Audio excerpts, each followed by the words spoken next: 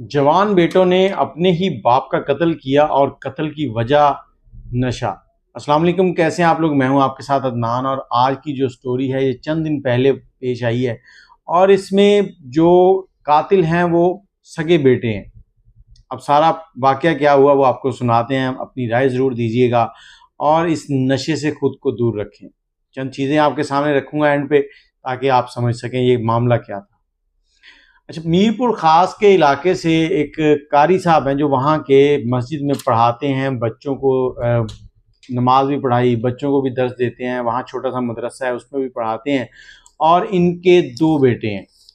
बहुत अच्छी इनकी कारकर्दगी है। उसी को देखते हुए एक बड़े मदरसे से, कराची से, इनको राब्ता किया जाता है और इनसे कहा जाता है कि आप हमारे इस मदरसे में पढ़ाएं, हम आपको बहुत अच्छी सैलरी भी देंगे और साथ ही आपको वहाँ पर मदरसे के अंदर रिहाइश भी देंगे। तो कारी साहब जो थे इन्होंने कहा ये तो बहुत अच्छी बात हो गई है, मेरे पास स्टूडेंट्स भी ज़्यादा होंगे क्योंकि उस मदरसे में स्टूडेंट भी ज़्यादा हैं, बच्चे ज़्यादा हैं, तो ये मामला अच्छे हो जाएंगे।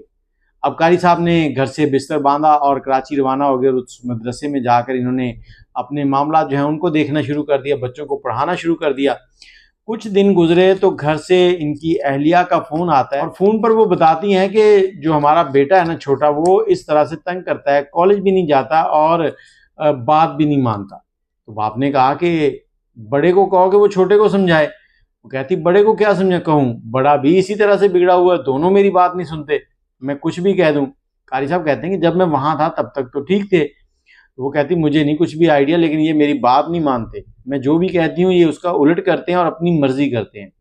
कारी साहब ने मदरसे से कुछ छुट्टी ली। छुट्टी लेने के बाद गांव पहुंचे हैं। गांव पहुंचने के बाद दोनों बेटों को बिठाया, खाने के बाद दोनों को समझाया और डांटा और उनसे कहा कि ये गलत काम है, इस तरह से ना किया करो। आखिर बच्चों ने बाप से माफ़ी मांगी और माफ़ी मांगने के बाद वादा किया कि अब हम इस तरह से नहीं करेंगे। बाप अगले दिन दोबारा रवाना हुआ और मदरसे पहुंच गया।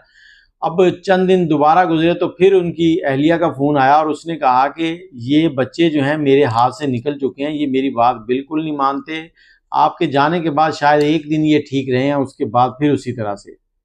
अब बाप वापस फिर आया, बड़ा गुस्से में आकर इन दोनों को डांटा और डांटने के बाद फिर इनको थोड़ा बहुत समझाया। समझाकर वही बच्चों ने रिवायती अंदाज के माफ़ी मांग ली और माफ़ी मांगने के बाद बाप राज़ी हो गया। बाप ने माफ़ी दे दी। बाप जो है वो एक साया होता है, वो दिखने में सख्त लगता है लेकिन अंदर से बड़ा नरम होता है। और उसके बाद फिर वो वापस चले गए। अब वापस गए तो कुछ दिनों के बाद बेगम ने फ़ोन किया कि बच्चे जो हैं हाथ से बिल्कुल निकल चुके हैं। अब मैं तो क्या, मोहल्ले वाले मुझे आकर बताते हैं कि ये नशा करने लग गए।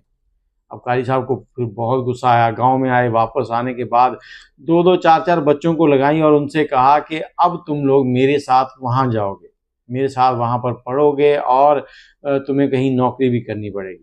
साथ लिया बच्चों को, उसी मदरसे में आ गए और वहाँ पर उनसे कहा कि यहाँ तुम लोग दीनी तालीम भी हासिल करोगे और दुनियावी भी, और उसके साथ साथ नौकरी भी ढूंढो। कुछ दिन गुजरे कि रात के टाइम एक मोटरसाइकिल के ऊपर तीन लड़के जा रहे हैं और तीनों लड़कों ने एक बोरी रखी हुई है और एक धक्का लगा रहा है, एक ने पकड़ा हुआ है, एक मोटरसाइकिल पकड़ के जा रहा है।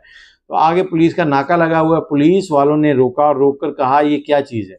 अब ये तीनों कहते कि ये हम लोग कुछ सामान है घर शिफ्ट कर रहे हैं तो वो लेके जा रहे हैं।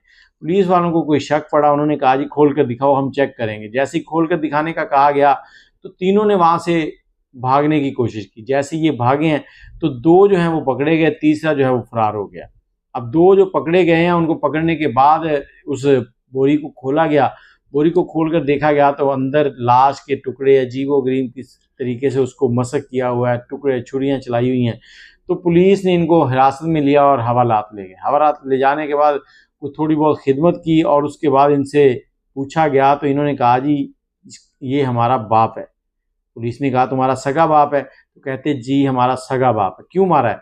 कहते हमने नशा करने से रोकता था, हमें कहता था काम करो, हम नशा करना चाहते थे, हमने इसलिए मार दिया। पिछली रात ये हमें मार रहा था तो हमारे हाथों से ये मर गया। फिर हमने सोचा कि इसको इधर उधर कैसे करें, तो हम इसको काटना चाहते कि छोटे छोटे पीसेस करके कहीं फेंक देते हैं, लेकिन हमारे पास ऐसा औजार नहीं था जिससे हम छोटे पीस कर लेते। तो फिर हम गए, हमने अपने एक नशेई दोस्त को ढूंढा, उससे पूछा कि हम लोग किस तरह से इस लाश को ठिकाने लगाएं। तो उसने कहा क्या मसला है, कपड़े में बांधो, उधर से ले जाते हैं, बस बोलेंगे कहीं शिफ्टिंग कर रहे हैं, आगे से आप लोगों ने पकड़ लिया। और हम पकड़े गए। अब ये बच्चे खुद अपने गुनाह को कबूल कर रहे हैं और मैं यहाँ पर ये बताना चाहूँगा कि अल्लाह ताला ऐसी औलाद से सबको महफूज रखे। वालिदैन के लिए बहुत ही दुख का लम्हा होता है जब उनकी औलाद जो है ना वो बिगड़ी हुई हो, और यहाँ पर वालिद को सिर्फ और सिर्फ इसलिए उन्होंने कत्ल कर दिया कि वालिद उनको नशे से रोक रहा था। और नशा एक ऐसी लानत है, इससे आपका बच्चा तो जो परेशान होता ही होता है, माँ बाप परेशान होते हैं, पूरा इलाका परेशान हो जाता है, लोगों की चीज़ें उठाकर वो बेचना शुरू कर देते हैं।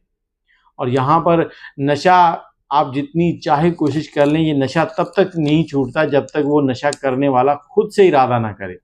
बाकी आप अपनी राय ज़रूर दीजिएगा और मुझे इजाज़त दें। अल्लाह हाफ़िज़।